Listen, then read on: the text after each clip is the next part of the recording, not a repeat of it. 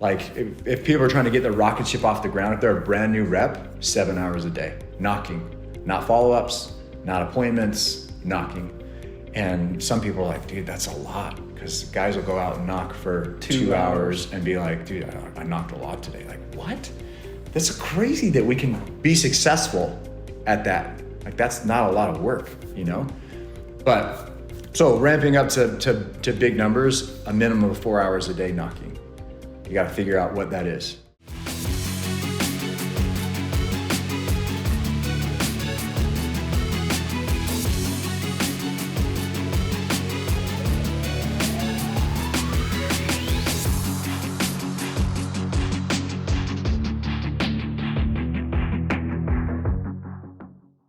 Hi everybody, this is Sam Taggart with the DDD podcast, and I am here with Ashton Buswell. And you guys, anybody listening to this needs to pay attention. Sorry for the repeat on Facebook Live, but we were in San Diego in his house. I was randomly crossing the border by foot and had a layover in San Diego. And I was like, Ashton, let's hang out. And now we're doing a podcast. Welcome to the show, man. Yeah, thanks. We're literally in his kitchen. And so if the audio isn't like super good, sorry, like we're sitting on a kitchen table on a phone. So okay, this has been a long time coming. Like we've been in the same world for years. You got into door-to-door when? 2005. 2005. Satellite for a few years, then alarms. Yep. And then solar. When did you get into solar? I got a solar 2014. So one of the OGs, like Long early. time ago. Yeah. And currently is the VP of Sales Acceleration of Legacy Power. Today you guys did 143 sales. Like, guys, fathom that. Most people are like, yeah, we're trying to hit the 100 mark in solar. Guys, his organization did 143 today. And doing 2,500 sales a month, and he manages that entire sales division. So he helps train, goes and puts a fire on everybody. But not only that, he's a leader from the front. I mean, he set many, many records. Guys, he's done 48 in a week. What was it, 42? 46 in a week. 46 in a week. Yeah. Like, guys, fathom that. My best week in alarms was 29, let alone solar deals. Your best day was 22. My best day was 8 in alarms. Like, oh, well, solar, you can't sell as many. 22 deals in a day. How do you do that? You have multiple people? Like, guys, fathom that. You did 22 solar deals in a day. Hold on, guys. Rewind that again. You heard that, right? 149 and a quarter. Yeah. That's the one I'm most proud of. That's impressive. Consistent, right? Yeah, you could like sandbag the whole month and put it into a day. I mean, 22 in a month would be a great month. For anybody that's listening to this and has heard any other industry, like, yeah, 22 in a month is a great solar month. That's a great quarter for most people. Yeah. It's a great year. A lot of people don't even have to do 22 in a year. How many reps don't even do 22 in a year? That is true. Like, 22 is a great year. Putting things in perspective, 22 would be a great year. You'd make enough to make a lot of money, and you did it in a day.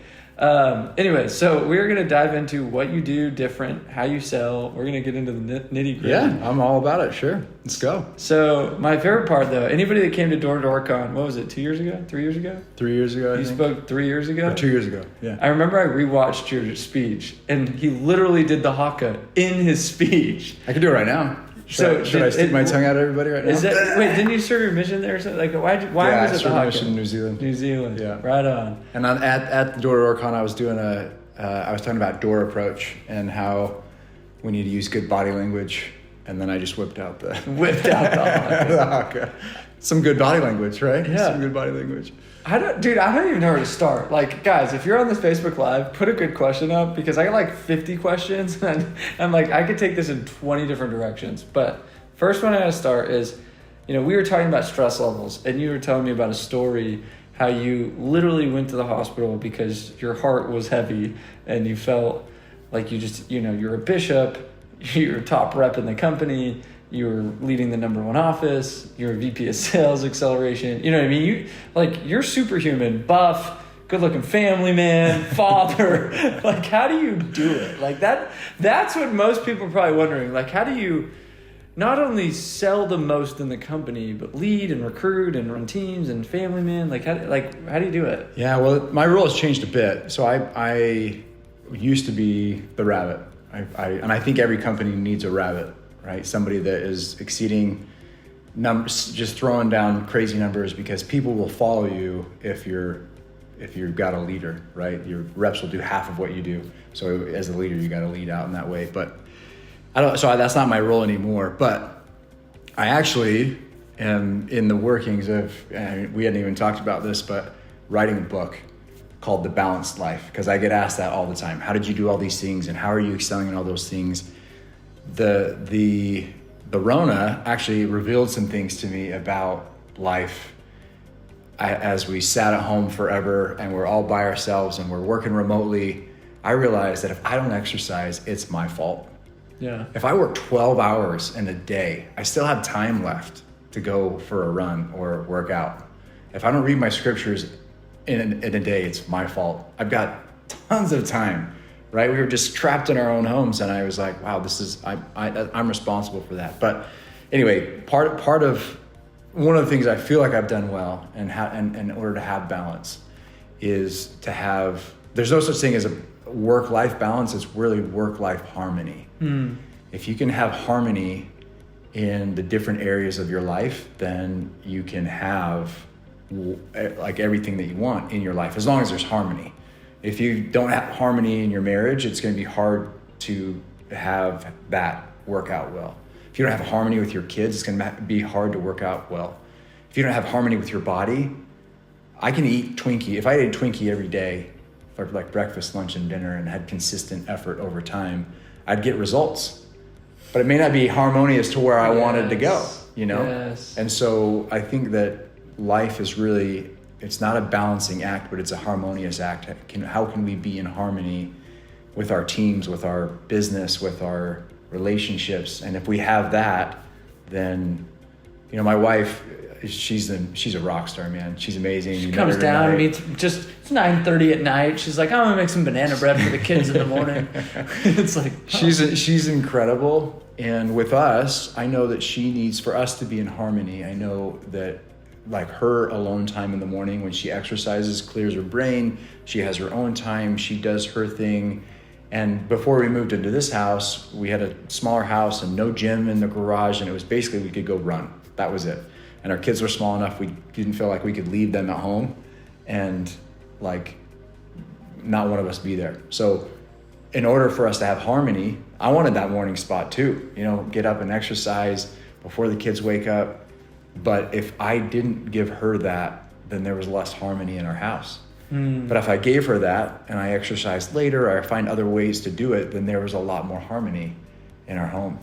And so anyway, that was good for us to learn, or me to figure that out. And there's more to it than that, right? We go on date nights and we have other things that make us to be harmonious. And I work really, really hard at what I do, so she can work really, really hard at what she does. And by kind of having that together, it works out.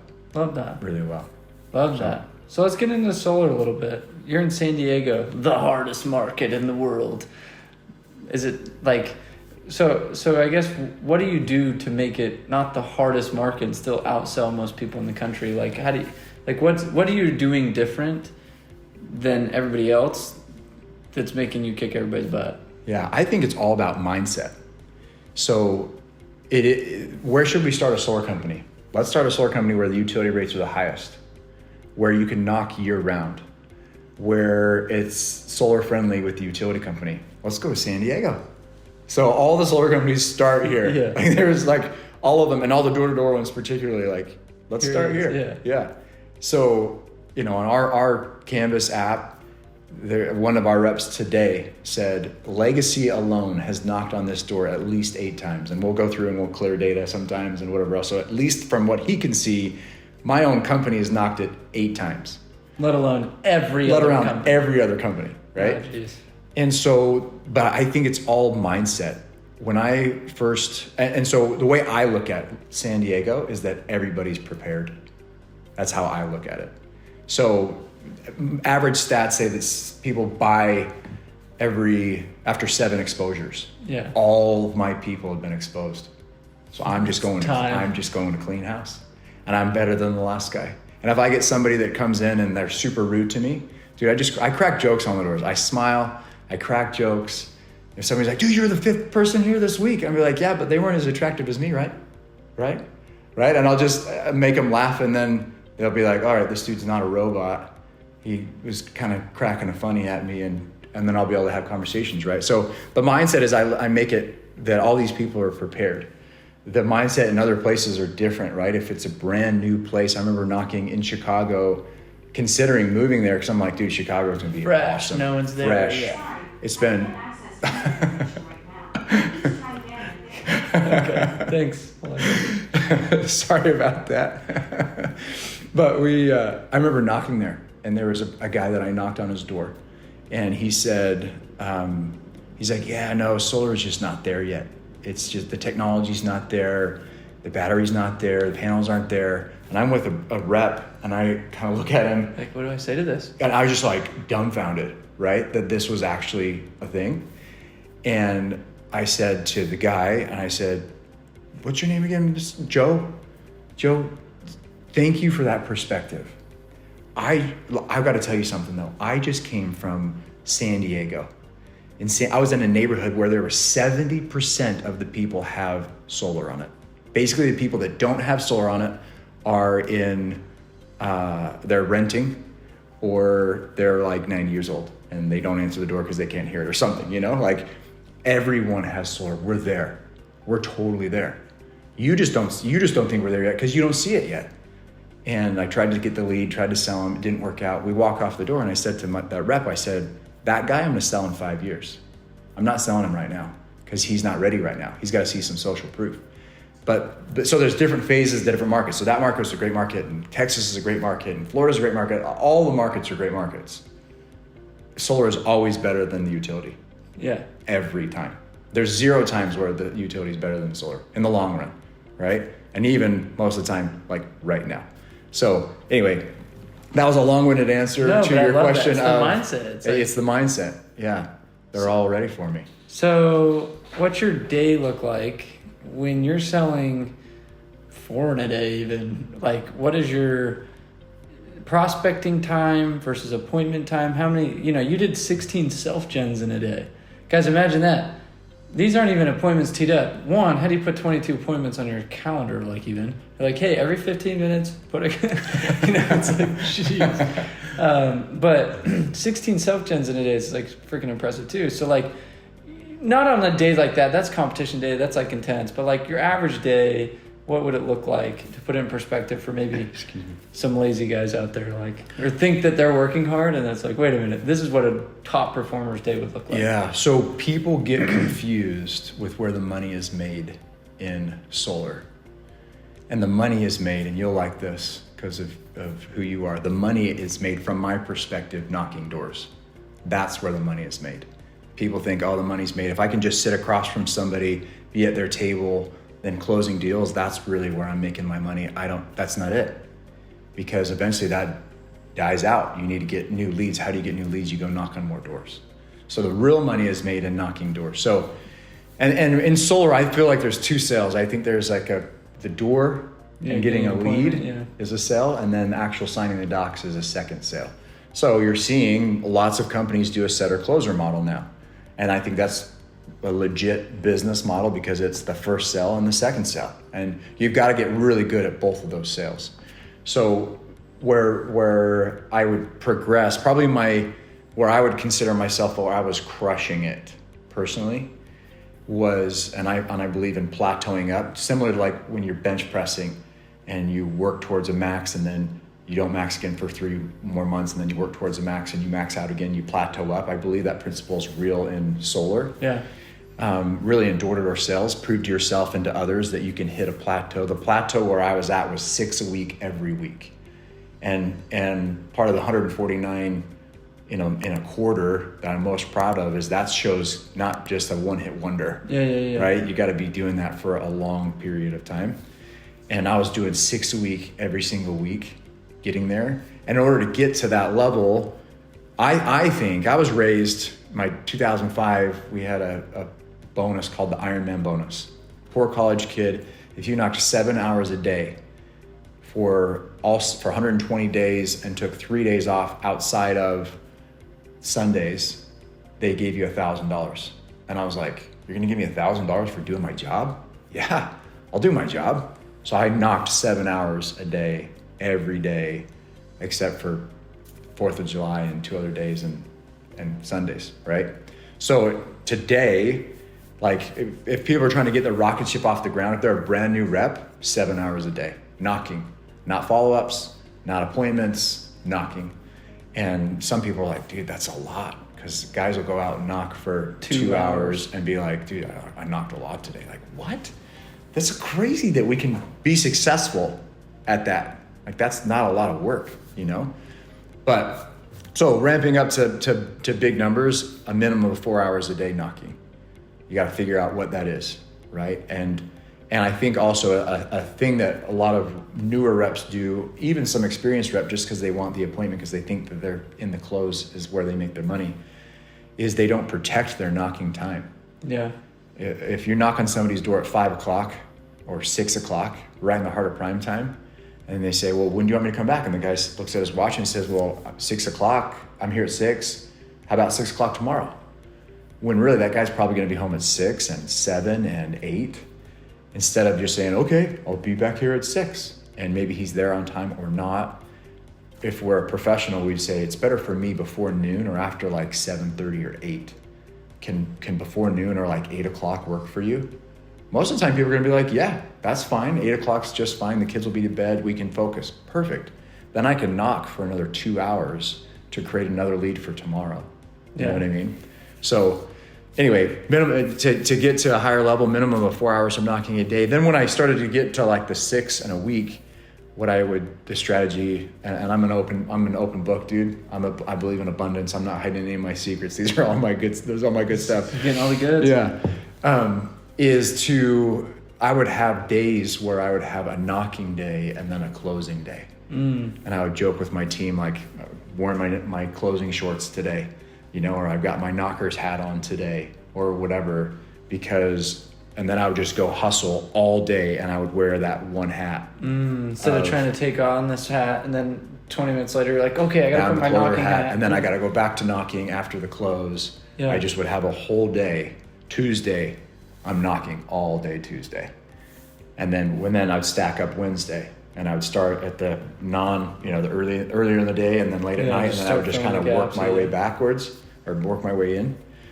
And so I'd have days where I would get 3 and 4 in a day pretty often. But then I'd also have days where I'd get nothing. And it wasn't because I wasn't working. It was because I was wearing that other hat. Yeah. Right. And closing deals or getting leads that day. Smart. Yeah. I like that. So like you're in a home. So let's kind of shift to more selling. And guys, like I said, if you're listening to this is gold. This is coming from one of the best out there. So share this, tag somebody that sells. You're the customer, and they say, I'm going to walk through like a couple role play scenarios because I literally went to a customer the other day and felt human again. I don't sell much. My sister referred her neighbor, and I was like, okay, I'll go sell him solar, right? Yeah. I'm going to get 3 bids at the end. And I was like, are you effing kidding me? I'm like, no, dude, I'll get you the 3 bids. Like, I was like, I could call any of these solar companies. Like, I'm literally trained all of them. Wanted to shoot somebody. So this is selfish. Hopefully it's applicable to everybody. You're in a home. Let's walk through some of your word tracks that maybe help build some urgency, or like, what are some good urgency techniques that helps you avoid, because there are 1,000 companies here in San Diego. There are people that are cheaper. There is that element of like, well, I'm going to call my brother's company, or my sister had hers done by these companies. You know what I mean? Mm-hmm. Like you probably run into that, I'm assuming, quite a bit. Yeah, all the time. All the time. So what are some techniques you do to build urgency, differentiate yourself, and help close that deal same day? So I explain who we are. People are going to buy you first, right? And so I make sure that I'm presentable every time, that they feel like I've got my crap together, even if I don't that day, right? So they're gonna buy me. They gotta buy my company, buy my product. They're already sold on solar, right? But if they're shopping around, to create urgency, the phrase that I use is what I would suggest, and I talk about when I go into a home I'll often express to them, hey, look, what my job is, what I'm trying to do here is be like a solar doctor.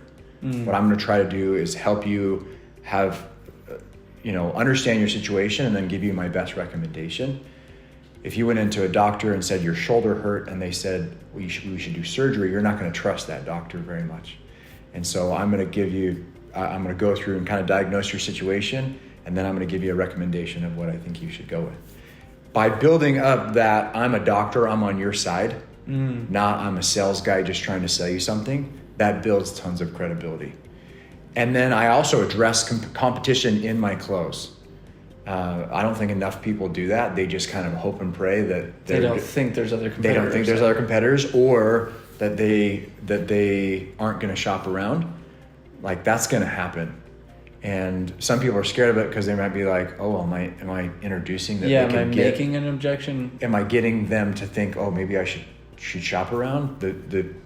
In a market like this, there's not a question of do they have more than one friend that has solar? Yeah. Right? If you've crushed a neighborhood and you own that neighborhood and everyone has got it from you, then you're the guy, right? But if it's a place like here, and I've got some little pockets where it's like, man, Ashton's done half of the street, like he should be the guy. But they've got another friend at work that lives across town that has another friend. Yeah. And so I'm not naive to think that there isn't that. So I address competition. This is what makes us different. This is why we're amazing. These are the different kinds of companies out there. These are ones that and I don't bash. My goal isn't ever to bash another company, but to say this is why we're really, really good. And here's some things to be cautious of, right? When you go to a company, you want to make sure that it's a solar company, that it's not a one-stop shop company. That's my perspective. Somebody might be like, I want a one-stop shop. I want somebody that can do my landscaping, my solar, and my paint. Okay, if that's the buyer that you are, that's not who I'm selling to. Because the way I would want it is to have, like, I want my painter to be a painter. I don't want him to be the plumber too, right? And so I build that up as a strong point. You want a solar company to be the one that comes and do this. So I'll talk about all the competition out there, and then I'll also address reviews, because we'd be naive to think that they're not going to look up reviews too. And it blows my mind. Some of you guys out there may have had this experience, maybe not, where someone will say, yeah, I looked you guys up online. And I'm always like squeezing my butt cheeks, like, what did you find? Because people can complain about anything. Yeah, right? I was downloading, I've been on a social media fast for the last 3 weeks, believe it or not. So I have to send it to my team. They're the one posting. I had to download Facebook just for this thing. And I found that Facebook has a 2.2 stars with 1.2 million reviews. I was like, what? Anyway, sorry, I just thought I'd put that plug. Yeah. So there'll be reviews out there. We caught a guy that we let go that got mad at us, that rents an apartment and put this nasty review that on Yelp that isn't verified. Nobody knows that he's a rep that rents an apartment, right? Like, so you'll find reviews, but so I address reviews, right? I'll address reviews in the close. Hey, look, we've got this number of customers. This is what's going on. The Pacific Ocean, which is free and awesome, has a 4 out of 5 on Yelp, right? Facebook has a 2.2. Like, people are going to complain. There's going to be complaints about it, but you love your TV, right? Have you ever gone on and your TV works, does what it needs to do? Yeah. Have you ever gone on and said, oh, it works, I love it? You probably never have. I've got a big laundry list of names and numbers of people you can call that absolutely love what I've done for them, that you could totally call. And some of them have gone on and done reviews, but most people don't. Most people just put on the complaints. So anyway, I don't know if that... No, you bring that up. No, it's important though, because people ask, how do I lower my cancels? I know some solar reps, they'll sell 150 of them get installed. And you're like, you got to do something preliminary to help alleviate those, and lessen your cancels. Yeah. Because you just, not every company has a 5 out of 5 and 1,000 reviews. And you know what I mean? Like, It's an important thing to address. Yeah. The other thing that I try to do, this isn't a talk track necessarily, but I try to get people past the decision of am I in and on to the decision of who am I going to refer. one thing that happens way too much, we talk about cancels, way too much in our industry that drives me bonkers, and I think is foolish, is people will sit down and they'll be like, well, this doesn't really mean anything. Like, you can just sign right here. It's not that big of a deal, right? And you know, the real numbers, the real decisions after we've done the site audit. So they're selling on the They're site selling audit. on the site audit. And that's, I think, silly, because if they're selling on the site audit, then the decision to do it hasn't really been made yet. And when after the site audit comes, the hope with that, with the rep, is like, if I can just get them here, and then they'll feel like they're kind of invested because I've had somebody come in their attic and they're on their roof, and right, they'll feel some of that, which doesn't really, I mean, I haven't seen it to be really that effective, but they haven't made the decision. So if there's anything that's not what was talked about, electrical panel needs help, or roofing needs help, or anything at all, right? Any additional cost, it's an easy out for them at the site audit. Yeah. Whereas if they've committed and they're in when I close them, I'm in, then when they get to the site audit and the results come back from that, it's just a hurdle to get to the finish line is I'm in, I've got solar on my roof, right? So it's just a hurdle to get over that. Okay, how do we get over that? Well, we can wrap this into the loan, we can, right? There's extra stuff that they can do. And so, anyway, I make sure that I get a yes out of them at the close, that they're in, so that's the decision they've made. But then I try to get them past that to the referrals, because if I can get them past the deciding point, I think that people really truly make the decision if they're in with solar or not within 48 hours of them signing up. After you've left, after they've had some time to sit on it, that's when they really are deciding, am I going to do this or not, I think. And so if I get them past in that 48 hours, instead of thinking about, should I really do this or not, to, do you think my mom would be interested in this?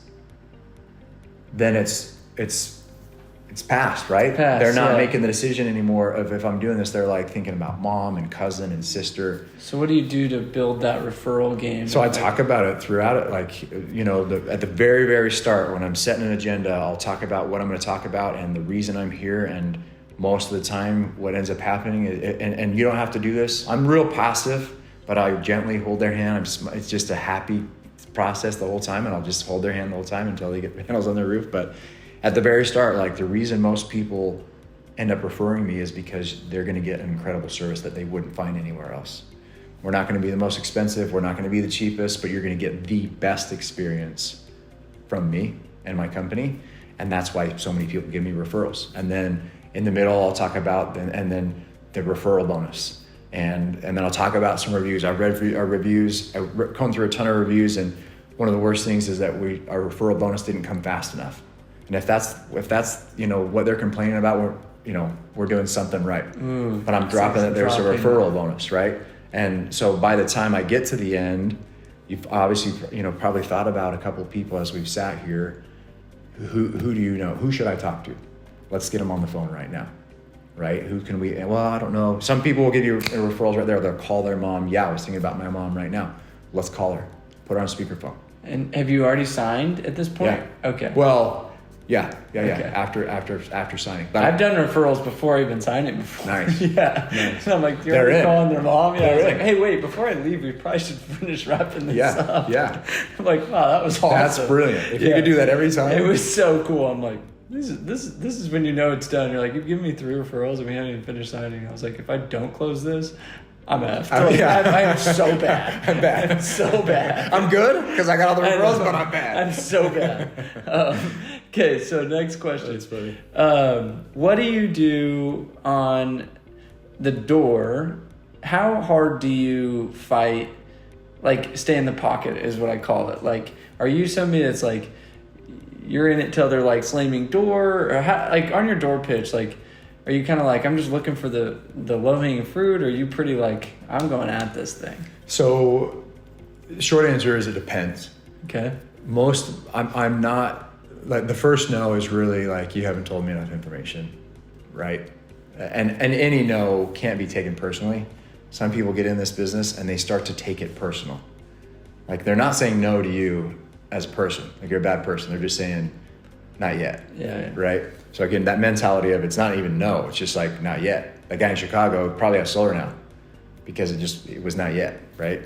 So anyway, I will push through, I'll get through a number of no's. If it's a young family, that younger families are more into solar, I'll push harder. And if it's a young family and I know they have a higher bill, I'm here to help you. I'm here to help you, man. And the way I look at it is, and the tone that I use isn't like, the way I look at it is, look, man, there's a shark in the water. If I was at the beach and my buddy was out there swimming and there's a shark behind him, I'm going to use pretty strong affirmative language. I'm not gonna be like, hey dude, there's this thing you might want to get out because it could eat you, right? I'm not gonna do that. I'm gonna be like, dude, there's a shark in the water. You need to get out. There's a shark right behind you, right? Ooh, I like that. And I'll use that same kind of mentality when I go to the doors, especially like I said with the younger family. Like, hey man, I get it. You're busy. It's been a long day. This is important. We should talk about it, right? Same idea. I don't say there's a shark in the water and it's called the utility company, but it's like, look, this is going to be good for you. This is going to be good for your family. I've got 4 daughters. This is going to be good for your kids. Do your kids have asthma? I'm trying to help their asthma. Like that assertiveness while I'm there. And I also, so I'll push it to the point. I've been called by customers pleasantly persistent. Love that. Pleasantly persistent. Pleasantly persistent. And so that's in my head. I'm pleasantly persistent. I want to leave every door on a positive note for 2 reasons. My day is better if I leave it on a positive note instead of fighting, right? If I go to the next door and it's just a fight, dude, that sucks. That's not fun because then I'm carrying that to the next door. So I try to leave it on a positive note. And it's better for all the next people that are door-to-door salespeople. I didn't just ruin it for the next guy. Yeah. And I've planted tons of seeds. I've made millions of dollars for a lot of other people because I've had nice interactions with people, and I didn't get them, and I'll go back in that neighborhood and they got solar now. I'm like, dang it, dude, that was my customer, but happens to Ashton. But I saved it. I saved it for somebody else was able to go knock on that because they didn't have a bad experience with it. Oh, I hate knocking behind some douchebag, Yeah. You're going to be just like Tommy. I'm like, who's this Tommy guy? Like, what did you do to these people? Right. Like, did you steal someone's kid? Like, everyone hates you, Yeah. Okay, so last couple questions, just quick. What % of your business do you think is referrals based on the way that you just teed that up? Like, if you did 100, how many of those came from referrals? Well, now my business has changed, right? I've been a VP with Legacy for 1.5 years. Earlier you said, when I was crushing it, I was a national sales director, a little different role. My role changed about 1.5 years ago, almost 2 years ago. But in your prime, when you're in my prime, right now my referral business is probably like 90%. When I'm training guys, I'll go knock on doors and stuff, but most of my deals are referrals now. But when I was hitting 6 a week, I would always try to clock in when I was at that plateau, me self-gen 3 a week. No setters, no anything. Me, Ashton, gonna go sign 3 deals from my own knocking doors that week, every week. But then the referral, the chasm to get to 4, 5, and 6 in a week is referrals. Cool. Because and sometimes I would just knock and sign 6, like just from the doors in that week.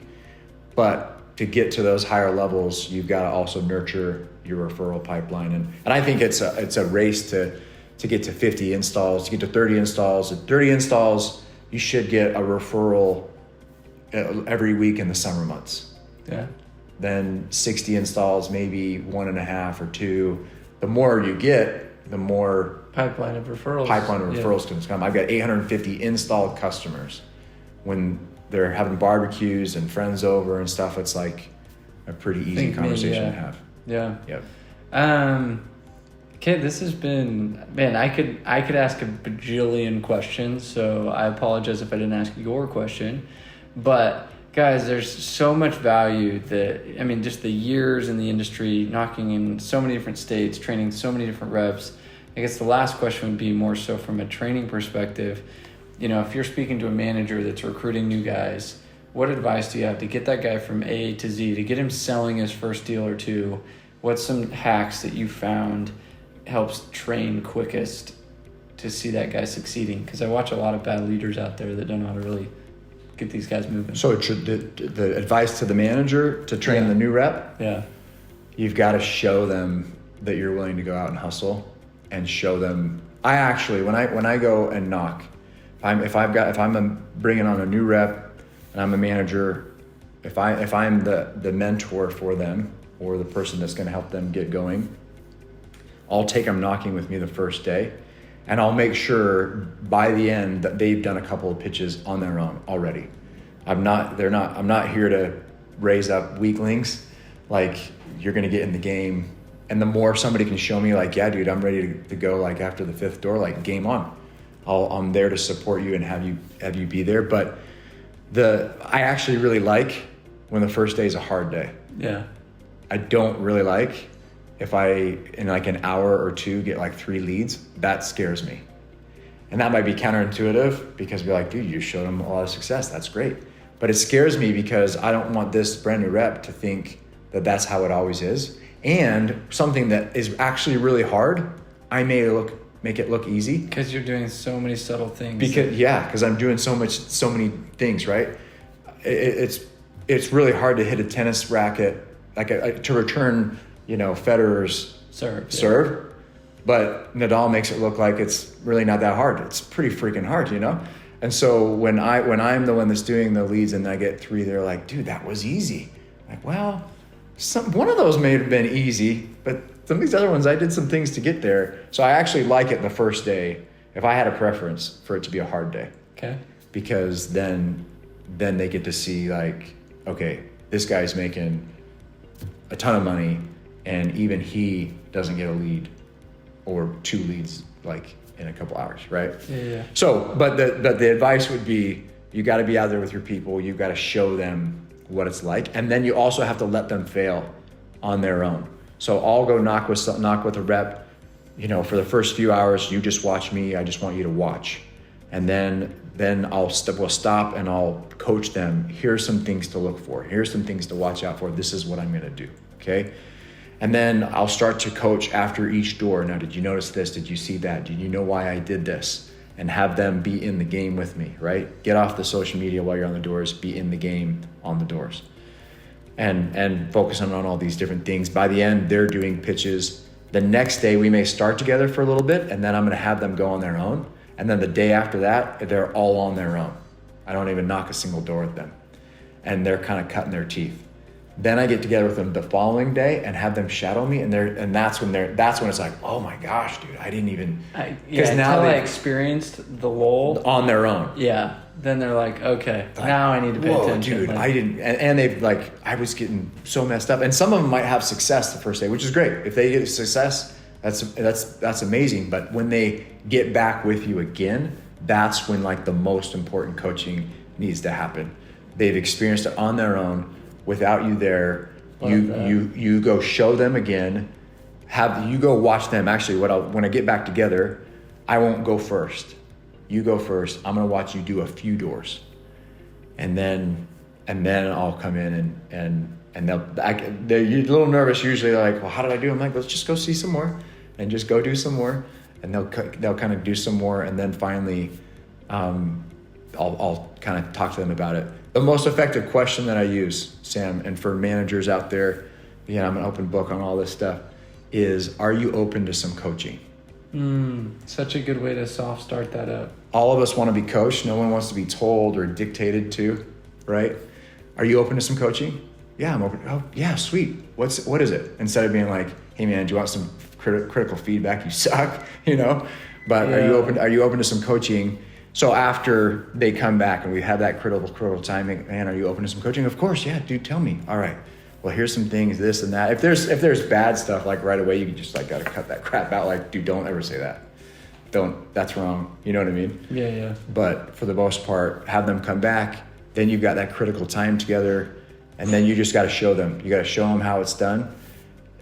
With solar, the thing about solar is there's enough proof. And there may be other people in other industries that may not be like, oh, dude, solar, whatever. There's enough proof that solar works. It totally works. There's enough people making a grip of money doing it.